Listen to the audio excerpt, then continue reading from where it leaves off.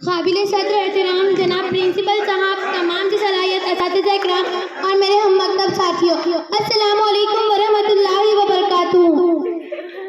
आज की इस तकरीब में मुझे जिस मौजू पर लबकुशाई करने का मौका मिला है वो अल्लामा इकबाल पर मुबनी है। मैंने अल्लामा इकबाल की हालत ज़िंदगी और उनकी शायरी को मद्देनजर रखते हुए एक पॉइंट बहुत उम्दा सा मुंतखब किया, वह है इकबाल तेरी कौम का इकबाल खो गया। सदर अली अब्बास दुनिया की मौजूद कौम शबनम के खतरों की तरह जमीन पर बिखरी पड़ी है और पांव तले रौंदी जा रही है। एक जानिब मुसलमान फकीर फकीर की सूरत है तो दूसरी जानिब उन्हें सजाए मौत दी जा रही है। एक तरफ अल्लाहू अकबर का नारा लगाने वाले को पाबंदे सलासल किया जा रहा है तो दूसरी जानिब उसी मुजाहिद को, उसी नौजवान को नजर आतिश किया जा रहा है।